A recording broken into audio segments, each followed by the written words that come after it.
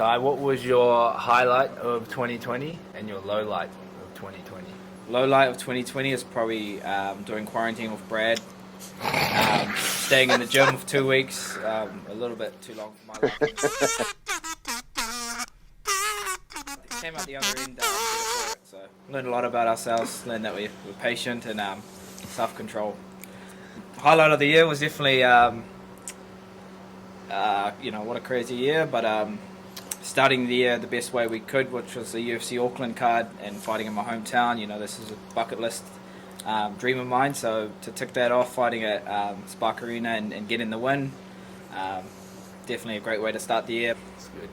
First event of the year for... yeah, February we had like UFC Auckland, which was massive. We had the main event with Dan and Felder, and we that whole event was based around our whole team, so that was like a historic event for us. But if you remember, we also had the guys fighting on Eternal. We had Henry, BJ, Calvin, Rune, Jason and Blood. Jason and Numbnuts over here. Yours truly. And Henry. And we won all the fights except Henry, and Henry managed to win one of his fights, Yeah, he wasn't in the tournament. He was in a tournament 4-man, and he won one fight. That last fight was very close as well. Yeah, and so that was like, man, that's still... probably the highlight of the year was that weekend, with having all those guys fighting. And the UFC all on the same time. That was like one of the biggest weekends in the gym's history, so... yeah. And then a week after that, we had the first confirmed case of coronavirus in New Zealand. So, And yeah, but then he recovered really quickly.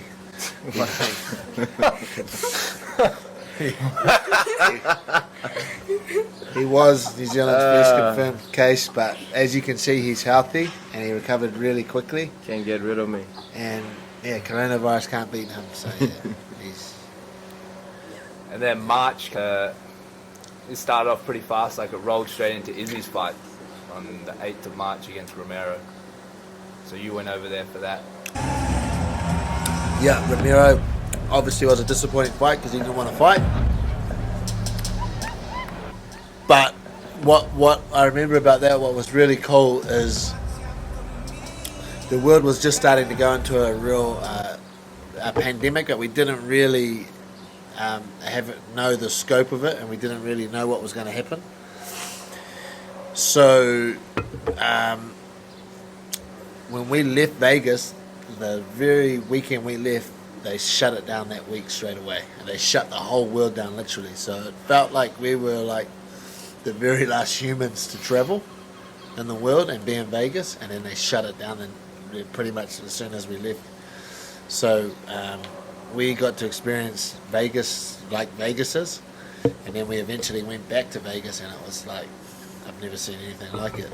In the middle of a pandemic, it was completely empty. So yeah, March was pretty, yeah. Weren't you also training as well? March? Why is that funny? Why is Eugene training funny? Because then the weekend afterwards was Art of War, and we had Jenna, Sanchai, and Wendy fight on that. And that was... yeah. Wait, well, how about the one where he was in quarantine in Christchurch afterwards? That was for the Volkanovski fight. Ah, yeah. Yeah. So I remember Jenna won. I think she was the main for that Art of War show. Yeah, Jenna won, and it was a really good fight. She put Sarah Long. Did Wendy... Yeah, Wendy fought as well. boxing? Nah, kickboxing. She won.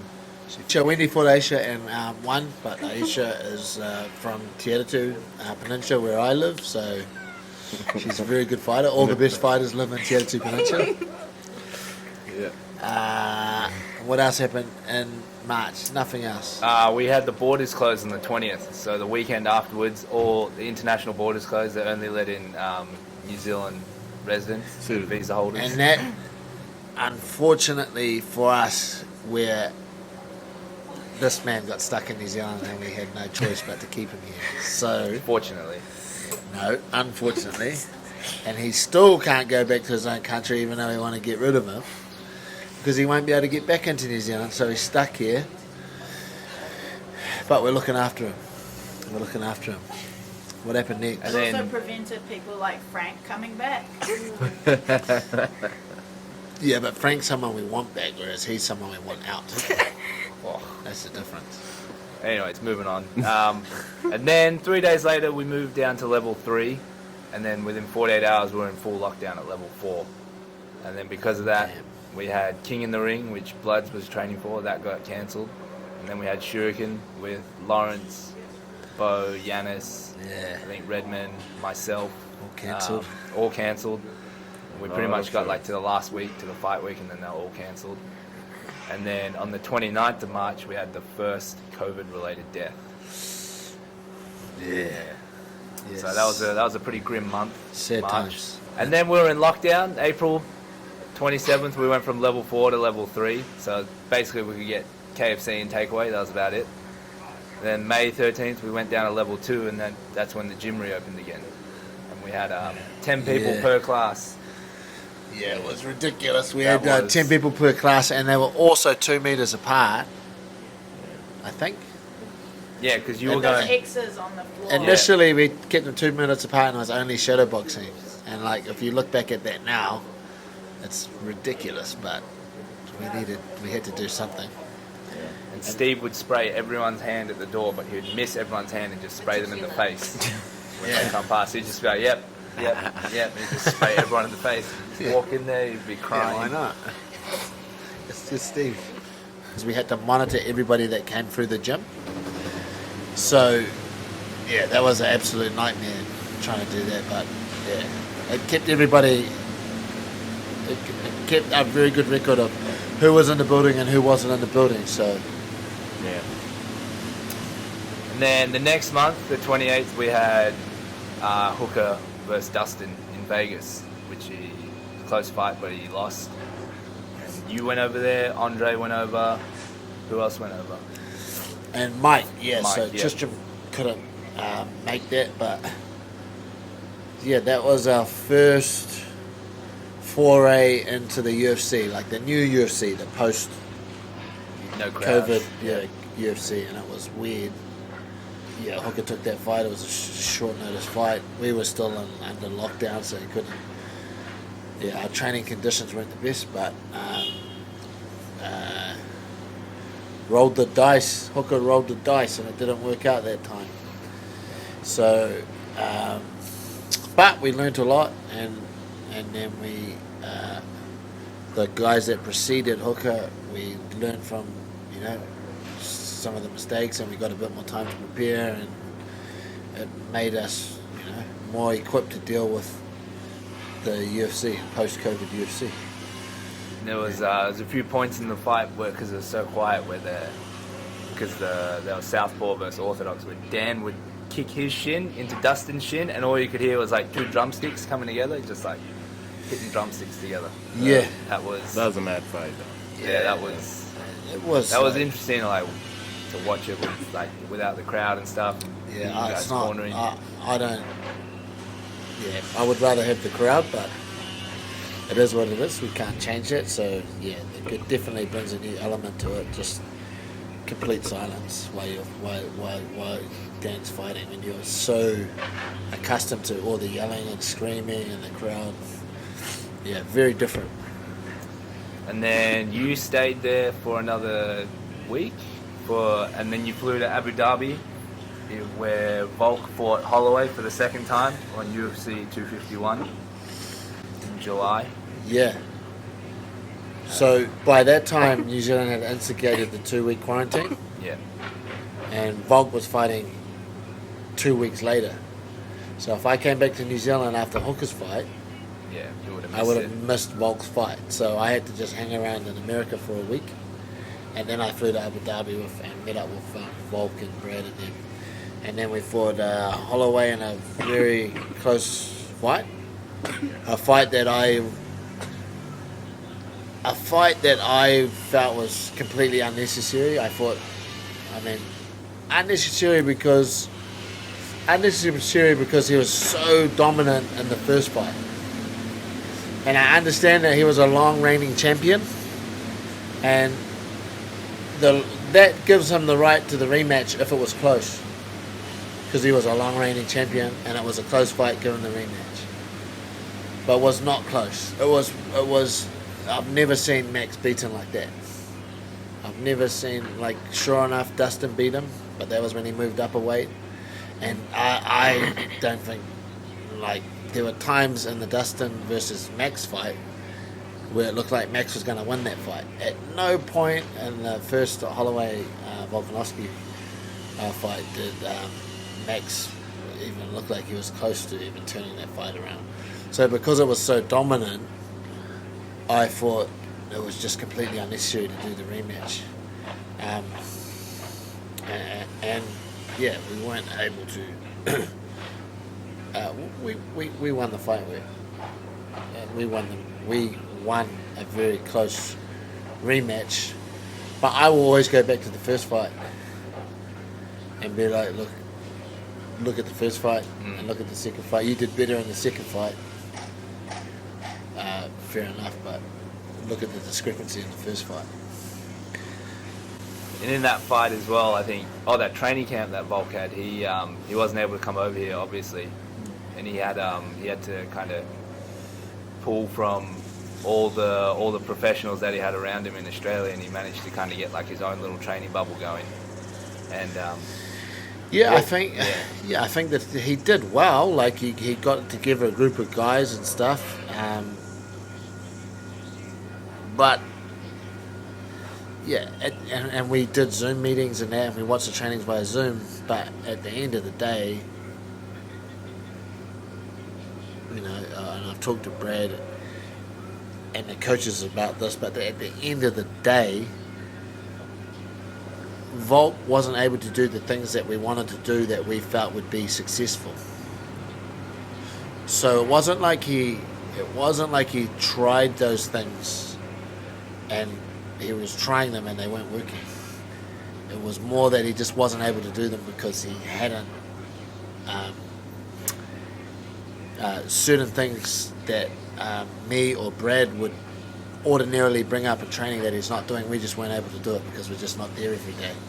So it was more a case of that. That's what made the camp uncomfortable.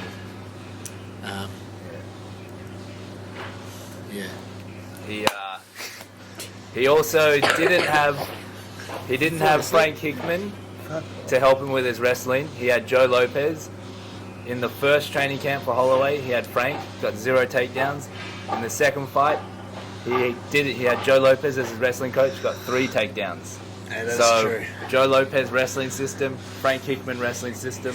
I'm going to go with Joe on this one. That is true. That is true. Through Joe's masterful wrestling seminars, he was able to get some takedowns. And we went down to level 2.5 at the end of August. The gym reopened and we had that wall in the middle, pretty much the same as the first time that the gym moved back down to level 2. We were able to train in groups of 10. They had to just stay the same, yeah. And then you left for Fight Island in September with the boys. You left you left 2 weeks early because everything was closing up and you had to go to Vegas 2 weeks before. So you had to travel halfway around the world just to go a few hours up north. Yeah. Another insane trip, but yeah, another successful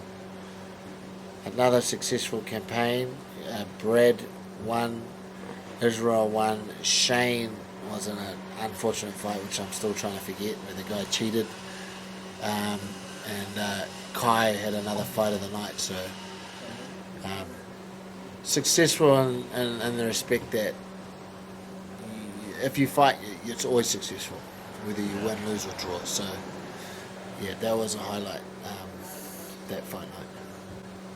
And then while you guys were coming back, you were in quarantine with all the boys just down the road as well, near the viaduct. But we had King in the Ring, Sanchai was in that. He got into the semis. Yeah. He won his first one. Then got into the semis. What were your thoughts on that? I saw him training like quite hard for that. That was like really. I believe in the first time we locked down, we watched Bloods winning the King of the Ring in our hotel together with all the boys in the Coronata. and that was really something special to share that moment, under those circumstances. And then this one was very similar. We were very proud of Sanchai representing the gym, and he fought his ass off, and he always does. So it's good to see Sanchai back fighting regularly and doing one of the only things in his life that he's good at, because he's shit at a lot of things. So, and this is one thing he's very good at, so he should do that more. He's also a person that like drifts very easily, is easily influenced by other people, and has no like self-discipline outside of the gym. So he's a person who, when he starts to drift away from the gym, things start to go wrong for him. And when he keeps his ass in the gym, everything seems to be like happening for him, and he seems to be in a good place. So I think he's finally starting to work that out and keeping himself in the gym. And that's the story of the Sanchai. And then the next night, straight afterwards, we had Shuriken, so the first local MMA show in Auckland. And we had, how many of us? We had 5 of us on that show. We had Richie Blundell, Alex Lutu Jr., Cam Redman, Lawrence, and myself. And we went. Richie lost. That was a good fight that Richie had. He could have done with some more training. Yeah, I mean, Blundell was half cooked anyway. He probably didn't show the commitment that he needed to training. Junior, Junior's a physically gifted person, but Junior's mentally, he needs to do some work. But that's part of the journey, Junior. If you're watching this, part of the journey is understanding that the physical part of fighting at the end of the day, really has nothing to do with the result. It's whoever can mentally switch on the best that normally wins the fight. And part of your journey is learning to do that. So I hope I see you early in 2021 and not halfway through 2021, please, Junior. Who else fought? Cam Redman. He tore his bicep because all he threw was right hands in the last round. And he threw them like you throw a cricket ball. And he won. Yeah, Cam Redman is a guy with a big future if he can stay really focused, and just what he needs is more MMA experience. Oh, that was MMA, yeah. He's had a few kickboxing fights. He just needs experience, but yeah, he's a dude with a really good future if he can stay focused. And then we had Laurie. I think that was his first MMA fight since mid last year. Since he got stopped, knocked out. Yeah, because he had that loss last year where he got knocked out, but then he came back and he knocked out his opponent, I think, in the first round in this fight. Yeah, Lawrence is a machine, and again, just like Cameron, has heaps of talent and just needs to stay focused. He wants, a few more amateur fights. He'll turn professional, and then we'll try and get him into one of those Asian promotions. Well, I'm sure there's plenty that will happen because he can speak fluent Mandarin or Cantonese. Can you really? Yeah, Okay. yeah, he can speak it. And then myself, I fought on that and won. And then the week afterwards, we had Baby Nansen fight for the South Pacific PBC boxing title. And I think that fight that she had was postponed about 5 times. 1 week, and then they pushed it back another week, and they pushed it back another week, and they pushed it back another week. About 4 or 5 times, so training camp ended up being 12 weeks long. Yeah, she won. She won.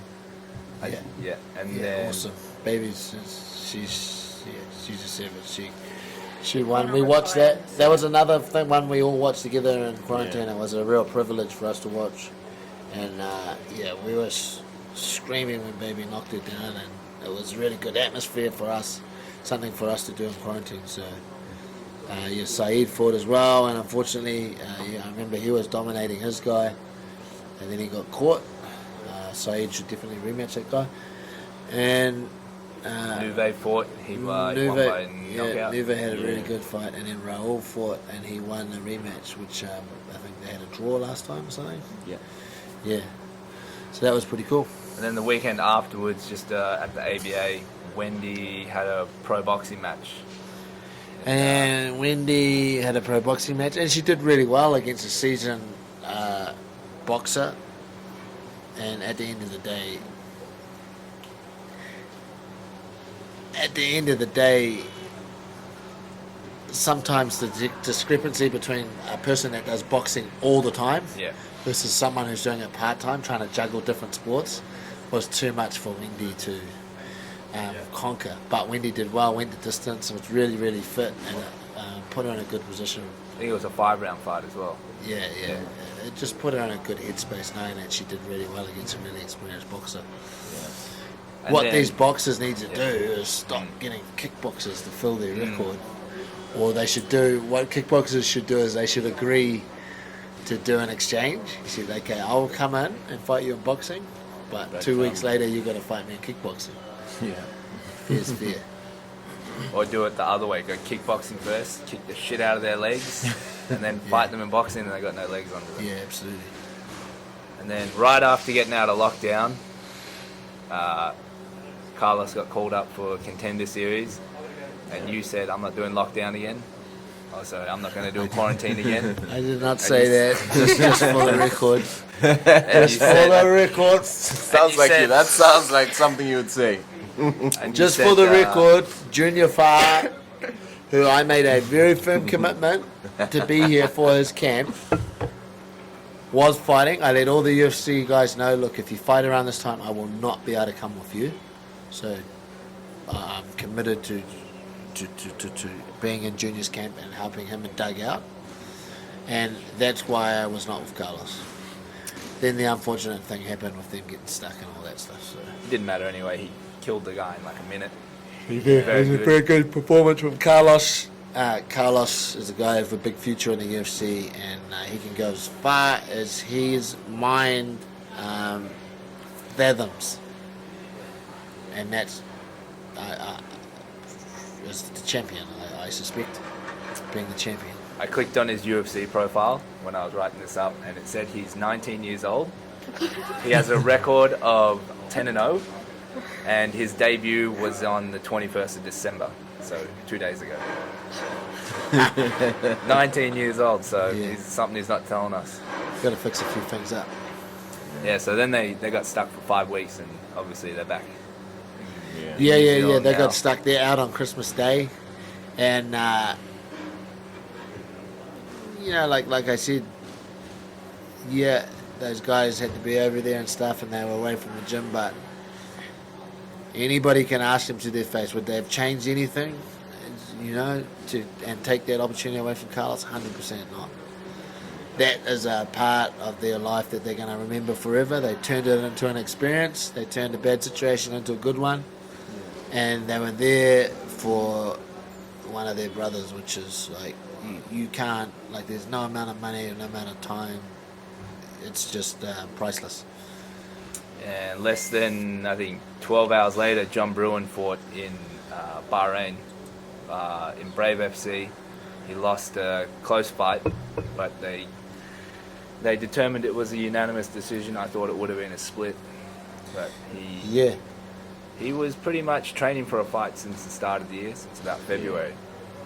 Yeah, I mean, John had like a lot of adversity to deal with, the continued delay of the fight, and then the last minute change of opponent, and then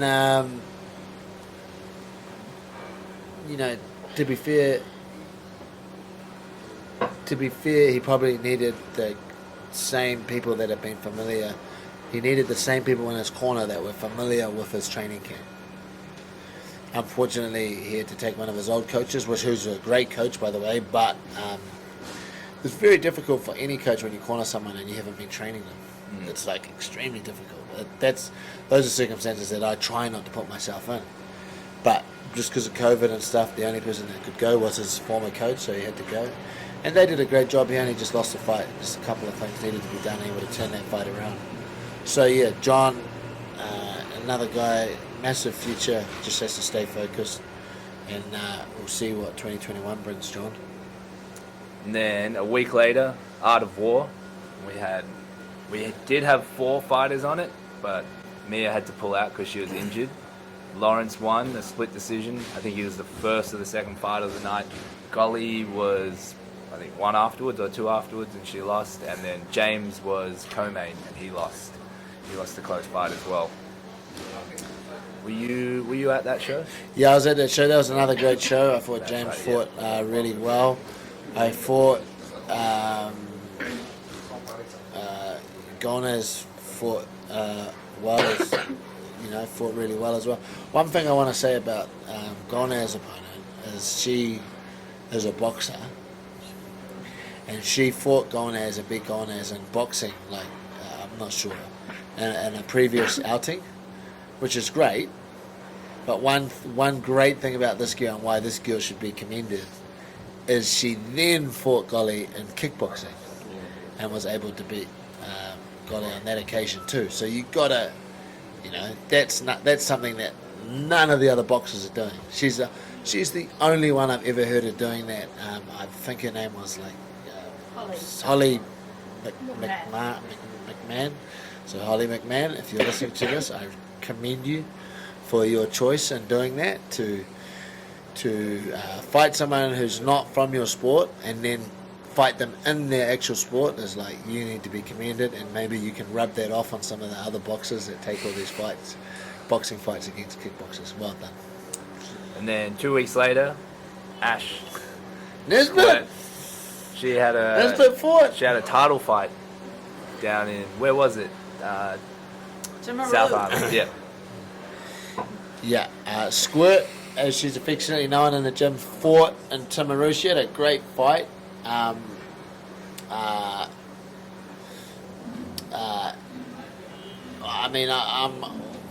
team's always going to be biased, but I thought she probably did enough just based on. I thought it doesn't matter what I think, but the judges didn't give it to her anyway. But it was still a great fight, and she showed a lot of heart and a lot of skill. But what the great thing about the fight was, and maybe the thing that she doesn't understand, is that exponential growth you get after a fight versus just training all the time is worth its weight in gold. So yes, you can get better by just consistently training, but if you fight and then you find out some of the things you were good at and some of the things you were bad at, and then you take that into your next block of training, like your future trainings, that's like the most valuable information in the sport. And now that we've seen her fight and we have things, now we know where her strengths were and her weaknesses are, all the trainings coming after this will be focused on those things. And the other great thing about that fight is I was able to go to the South Island and drive around the South Island, which I haven't done for many years, and see many places which I've never seen. Thank you very much, Squirt, for taking a fight in the South Island. I think we might get all your fights in the next year in the South Island, so I can go on a South Island trip. Is that alright? Yeah. Yeah. You got anything to say about your fight? No. Did you learn a lot? Yeah. How was training camp? Training camp was good. You trained well, yeah? Yeah. Yeah. Did you find training camp hard? No, not really. Nah. Not really? Nah. What's one Good. thing you think you could have done better in training camp? Drink more water? A little bit better with your Sleep recovery? more? Sleep more? Yeah. Yeah. Yeah, and that was a Squirt, and that was as far as I'm, like I said,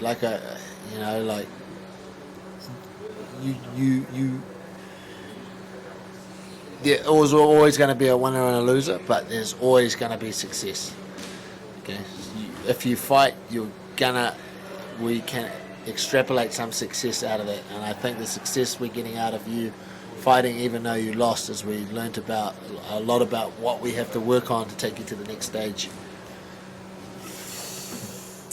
And then the week after was the Wimp to Warrior finale. When did they start training for this? When did the Wimp to Warrior training first start this season? Winter Warrior started it's February the 10th, so it became So that's almost 11 months. so yeah, the first Winter Warrior class starts at 5:15 in the morning, so you effectively have to get up at 4:30 a.m., which I kind of did for most of those 10 months. So it's very difficult because it leaves you no margin for error. If I go to bed too late, Yeah. I have to get up at 4:30. I'm going to wake up very tired. You're going to be a zombie. But yeah, I commend all those people that made it to the final. I started with 70, I ended up with 40 through 10 months. But that's still a very high percentage in my mind. And those people are to be commended. And you talk to any one of them now who went through the whole experience and fought, none of them would take that back for a million years like they all did so well. On that fight night, I was also able to get John Vaki a fight after not having a fight for a very long time. One of the guys, to be honest, and this goes for a lot of the team members, but John's been one of the secrets of success for a lot of those more profile guys, high profile guys. He's a guy that pushes them to the absolute limit. He's a guy who comes in, and if you don't, if you come in and you're slack on John and John's having a good day, Oh, yeah. I'm done real quick. You're going to end up on your back. you'll You'll be dominate. in the air, and then you'll be on your back. He was like, for me, he's always pushing me, even with my wrestling. Like, a lot of you guys know I'm usually just always finding a shortcut to anything and everything. But when you get to wrestle with John, he really pushes you, and like that's when I learned I cannot slack off. I cannot find a shortcut or a way to rest with wrestling. It's constantly on you, and yeah. Yep. So Good yeah. drive. So yeah. Well done, John. That was a highlight of the year as well. I'd say it was as well, because that crowd was insane when all the fights were on. Also on that fight night, another lady fought, a Hawaiian lady, and she experienced for the first time what it's like to lose in a fight, which I believe is not something we gravitate towards. No one wants to lose, but I believe if you get the opportunity to experience a loss and the mentality of letting that loss sink in and having to work your way back from that loss, I believe that's an invaluable, like one of the most valuable experiences a fighter can have, and also a human can have, is to experience a loss, deal with it, and come back from it. That's a lesson I would love all fighters to have, but that's just not how the sport works. We don't try and make people lose on purpose so they can learn that lesson. But if you get in a situation and you're fighting and you do happen to lose, like you did, it's all about how you process that loss and how you come back from it. And that's the lesson in life that can be learned. What sort of lesson also would you tell said fighter about maybe not eating so many knees to the chest? Yeah. Yeah. Look,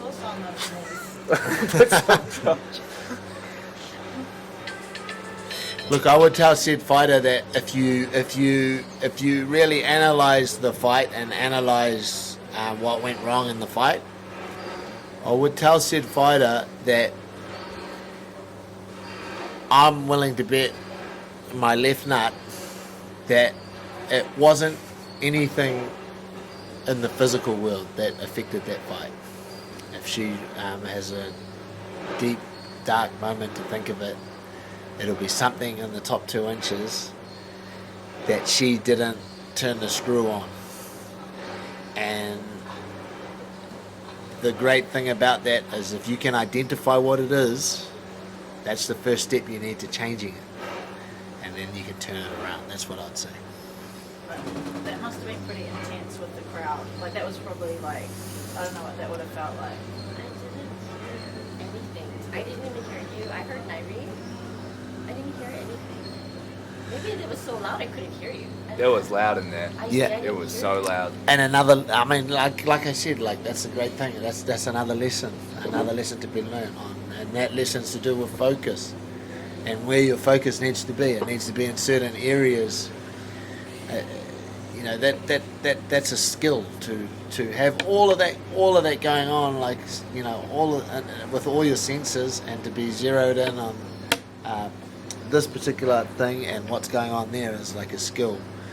And again, if we can understand that was what went wrong, then we can address it. So that's just something that needs to be worked on. Yeah. The knee thing, like, I got hit with my knees and stuff, and she came forward and I went back like that. For me, that's such an easy, like, I we could go out there now and I can address that and fix it. But this takes what happens in here is the actual problem, this physical stuff and the technique. That's an easy fix. What happens in here is what happens upstairs is the real problem that needs to be addressed, and the rest will follow. Alright, so that's the Wim Toro finale. That was a good night. I'd say that was my highlight of the year for the gym. Like, you cornered like 800 people here. No, I didn't corner on that, but just going in there and just seeing, like, we had King in the Ring the following night, but just going in there, I think it was like one of the loudest crowds I've ever heard, or the loudest crowd I've heard at like a local show. Yeah, Wim Toro shows go off. Yeah, it's crazy. You experienced that in Aussie, but yeah, it goes off.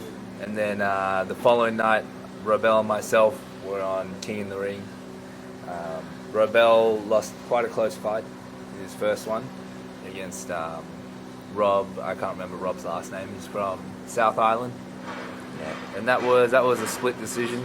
But like you said before, I think it's not the loss in the fight for Robel. He got more success through the training camp. He lost a shitload of weight, and he conquered a lot of demons. Robel wanted to pull out. He's got a lot going on with his family in Ethiopia, and there's like a civil war there right now. And some of his family are directly involved in that, and so mentally it was putting him and his family under strain, and he wanted to pull out. But I proposed to him that the answer to dealing with some of those mental problems was actually fighting rather than not fighting. And then I was able to get him to kind of reframe it in his mind as to use the fight as a vehicle to take his mind away from some of the atrocities that were happening in his homeland, and he took that on board and ended up taking the fight. Look, Robel, I've never seen Robel fitter than that for a fight. What I have witnessed in my years of training is that sometimes you get someone that's used to, like, perhaps not fighting with such a high level of fitness all the time, or perhaps not being in such good shape for a fight, that they actually fight at the same pace and at the same rate that they used to fight at when they weren't quite as fit. And I felt that was the problem with Robel. He wasn't understanding that he was super fit. His mind was going back to previous fights when he's never got himself in such good a shape. And so my job in that fight was to push Robel to do more. And he ended up like doing that, but it was just a little bit too late. Robert Dean was his name. I know Robert Dean. He's been fighting for a lot of years, so he's a good dude. So shout out to Robert Dean. But yeah, shout out to Robel. And then you fought, and you did a demolition job on the first opponent. You just dominated him.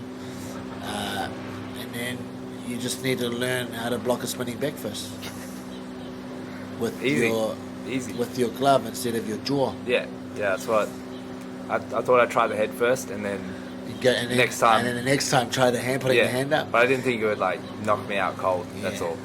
Yeah. So next time with my glove. No, that was a great fight, and you can't. I mean, like, in every fight where you're dominating in that fashion, the guy always has a Hail Mary. Yeah. And he'll have 2 to 3 opportunities at it. You just have to avoid those Hail Marys, and you're going to win the fight. Yeah. And unfortunately, he went for his Hail Mary, and on this particular occasion, it landed and put you on your ass. You're like, if you watch that video back, which I have done, what you're going to see is me picking you up and stuff, and then laughing at you because I find it funny. I had a friend Unfortunately, who rewatched it, filmed the TV, you picking me up and laughing at me, then me laughing, and he's like, "What are you guys laughing about?" And because I'm concussed, I have no idea what's being said. Well, I I find it funny because what I find funny is that I know that that fight was out, and there was no way we were going to lose that fight. Like I almost felt like I could have started walking back and getting the next person ready that you're going to win that fight. yeah. But what I found funny is just that that person had this one opportunity, and he actually got it. And I just found it funny because I knew you were going to take it hard, like all fighters do. And there was nothing that I was going to be able to say or do that could stop you from taking it on, taking it really harshly. I know you're going to be down on yourself. But in that moment, I just found it really funny that you were going to be so down on yourself when you didn't need to be. When you didn't need to be, and that's why I was laughing. I was like, you basically won that fight, but you're going to be really down on yourself. I just found that funny. And then, 6 sense of humour, maybe. yeah, fighters just attract weird people. Yeah, that's not a nice thing to say about Bloods and Squirt, okay? And Hawaiian and Nate Dogg, but yeah, I understand, Yeah. They do attract weird people. We're not weird. Maybe a little bit. And then after that, Nat, you had a fight last weekend. In-house fight. Yeah, the dog. It's kind of like end of year, Christmas How many bash. hours notice though? 3. 2.5? They asked me at like 11 o'clock. Yeah. It's a typical thing for you to do, just like during sparring. Oh yeah, get ready. We've got a fight later on today. And, I told him to do that. I told you to do the exhibition fight, and you didn't end up doing it. Yeah, well, someone else ended up doing it. Yeah, no, dog hopped in and had a little dance. Good on your dog. You spent the first round blocking punches with your face, but you like to do that. I know that from your previous fights that you like to take 600 jabs in the face, and then you're like, holy shit, I'm in the fight. That's just how your brain works. That's fine. Yeah. Luckily, you were blessed with the head that is really good at absorbing punches and stuff. So that's you did really well. Brooke had a fight, and again she started a little bit late, but she got into it. And then Rodney had a little bit of an exhibition fight, and Yeah. so that was pretty good for those guys to end with a little bit of a dance. Yeah, took a few tricks from my book. Quite entertaining. I enjoyed it. I was proud, very proud. Proud of Rodney. Proud of it.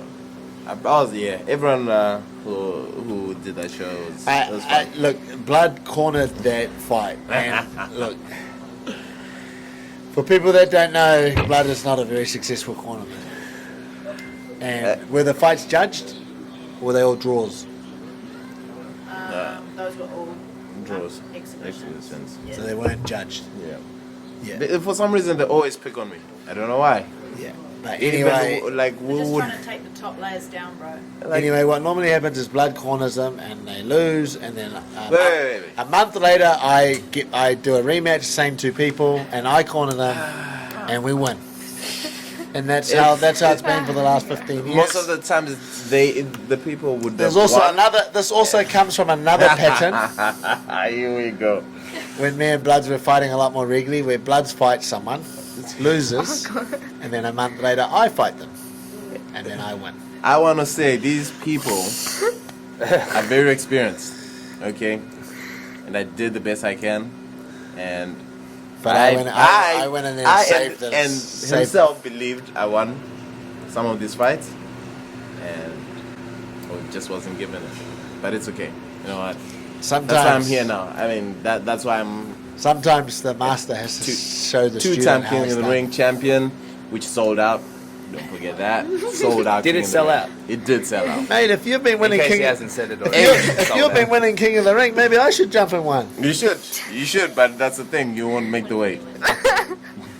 Oh, yeah, definitely. Carry on, kind sir. Alright, so that was the last one for the year.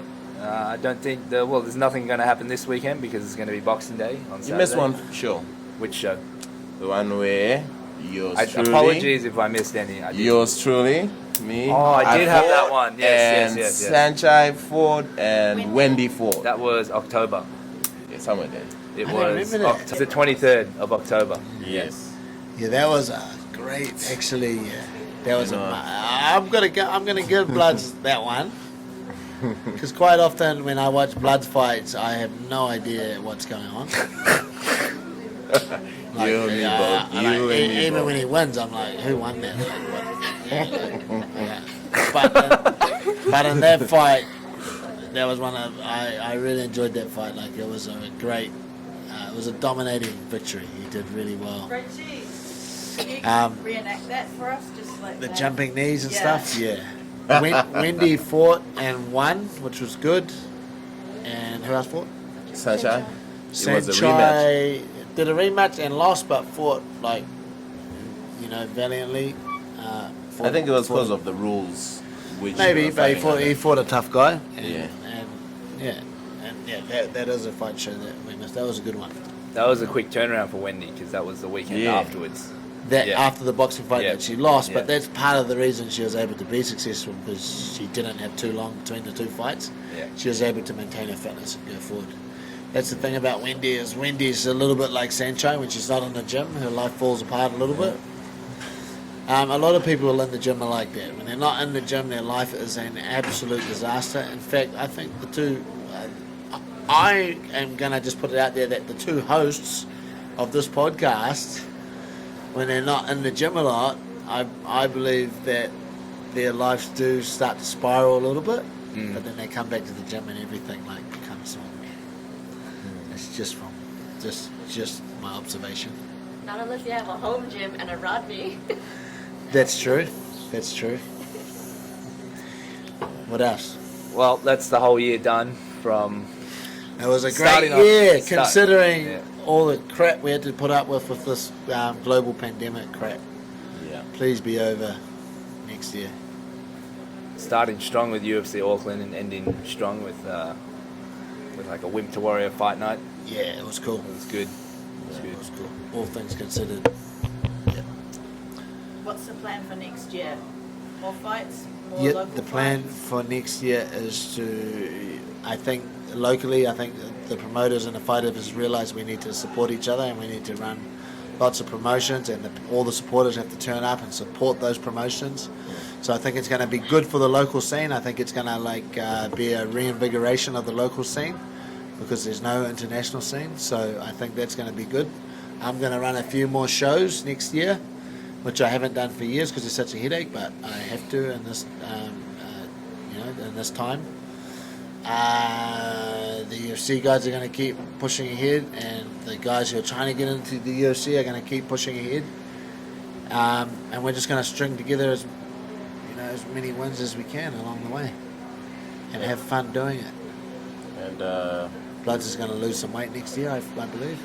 yeah, I always lose weight and get it back.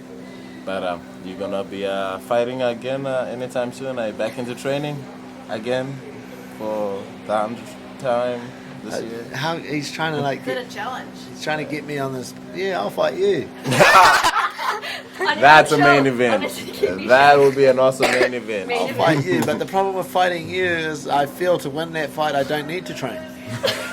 I feel like I could beat you in the shape I am now. That's We're the talking problem. MMA. Yeah, because you're overweight. That I'm talking tiddlywinks. I beat him in anything he tries to take me on. Alright, Ash, what was your highlight of the year for the gym or yourself? Or what was your Trips low down to the light? Baker's Co- Training for your fight? Yeah. I mean, you didn't really do anything else. Yeah. That's it Train for really. something. Just getting a fight this year, I think, was a highlight. Even though it didn't go your way, yeah? Yeah. Cool. What was your low light of the year? Going into lockdown for a second time? Yeah. Yeah.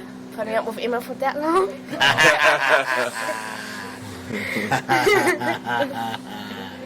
I like it. You're not joking. Like, why you say that? You actually aren't joking. Alright, Bloods, what was your highlight of the year? Oh man, to be honest, I cannot choose. Like, it was just an awesome year. I got to do a lot. Like, it was a very successful year. I sold our King in the Ring.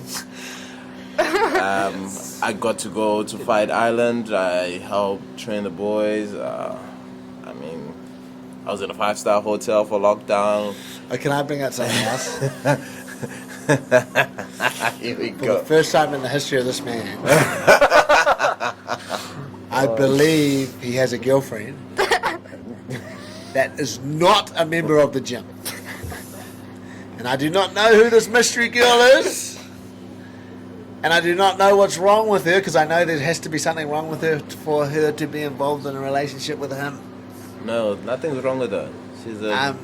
She's a very successful athlete, businesswoman who... Yeah, but that's the thing. No one who's very successful at something would get involved with you. Well, So there must be something wrong with you. Hey, There real must be something wrong with her. Like she real must... recognize real, and she recognized me. So it is what it is. Anyway, whoever you are, I commend you. If you're in a relationship with him, I believe if it goes for a bit longer, if it makes a 6-month mark, I will commission a bronze statue